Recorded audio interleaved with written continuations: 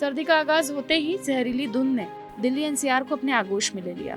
दिवाली के दौरान जमकर हुई आतिशबाजी ने हवा को प्रदूषित किया और अब पराली ने दिल्ली वालों का दम घोट दिया। पराली जलने से प्रदूषण तो होता ही है, साथ ही मिट्टी की उर्वरा शक्ति भी कम होती है। तो फिर सवाल ये कि आखिर किसान पराली जलाता क्यों है? ये पराली होती क्या है? क्या किसानों के पास और कोई विकल्प नहीं है? तो आज के नो दिस वीडियो में हम आपको इन सभी सवालों के जवाब देंगे। बस आप बने रहिए हमारे साथ।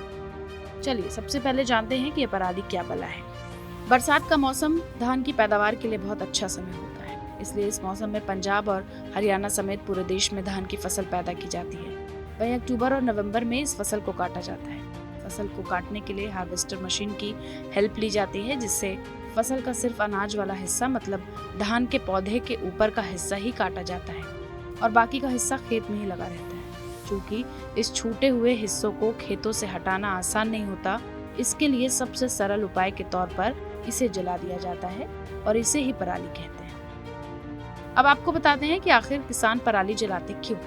दरअसल अक्टूबर और नवंबर का महीना धान की फसल यानी कि खरीफ की फसल की कटाई का वक्त होता है। साथ ही इसी वक्त पर रबी की फसल की बुआई भी की जाती है। धान की फसल की कटाई और रबी की फसल जैसे आलू, गेहूं, जौ आदि की बुआई के बीच सिर्फ 20 से 25 दिन का समय होता है।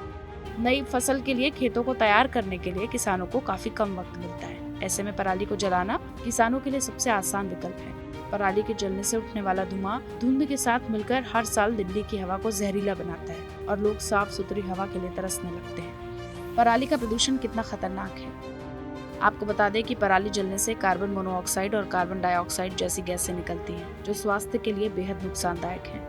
इनसे स्किन और आंखों में जलन, हार्ट डिजीज और सांस के रोग हो सकते हैं। इतना ही नहीं, इस धुएं से अस्थमा, फेफड़ों का कमजोर होना और कैंसर जैसी बीमारियां तक हो सकती हैं। क्या पराली जलाना ही है समाधान?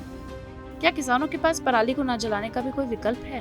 हम आपको बता दें कि बेशक पराली जलाना सरल और सबसे सस्ता समाधान है, लेकिन इसका मतलब ये नहीं कि ये अकेला विकल्प है। धान की फसल का अवशेष हटाने के लिए मल्चर, रिवर्सिबल प्लो, डिस्क हैरो और हैप्पी सीडर जैसी मशीनों की जरूरत होती है, लेकिन साल में एक बार इस्तेमाल में होने वाली ये मशीनें काफी महंगी होती हैं। ऐसे में पराली को जलाना किसान की भी मजबूरी बन जाता है।